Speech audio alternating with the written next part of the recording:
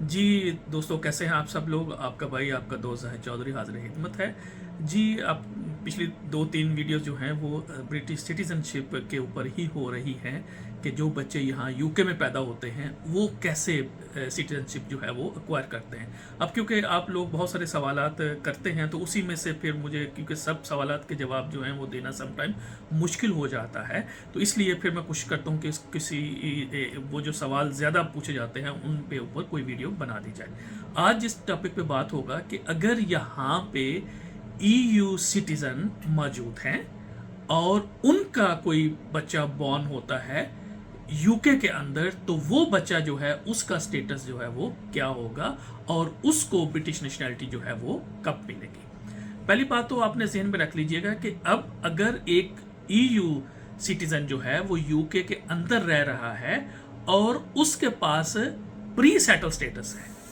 तो ऐसी सूरत हाल में बच्चा जो है बेशक अगर यूके के अंदर पैदा हुआ है, फिर भी उसका जो स्टेटस होगा वो या तो यह है कि वो अपना जो ईयू नेशनल है उसके डोमिसाइल के ऊपर जाते हुए उस कंट्री का जो है वो अपना नेशनैलिटी जो है वो ले, या और फिर उसके बाद वो जो है वो प्री सेटल स्टेटस के लिए अप्लाई करेगा और फिर उसके बाद वो सारी रिक्वायरमेंट पूरी करते हुए फिर वो ब्रिटिश सिटीजनशिप के लिए जाएगा।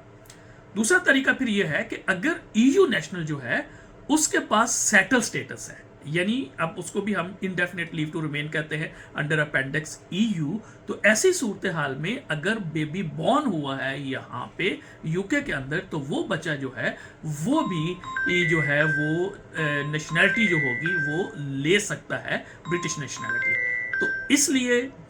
अब मेरे ख्याल में ये बात जो है वो क्लियर हो गई है कि जिनके पास सेटल स्टेटस है उनके बच्चे अगर यूके में पैदा होते हैं तो वो जो है वो ब्रिटिश नेशनैलिटी के लिए क्लेम कर सकते हैं। अब अगर एक फैमिली मेंबर है,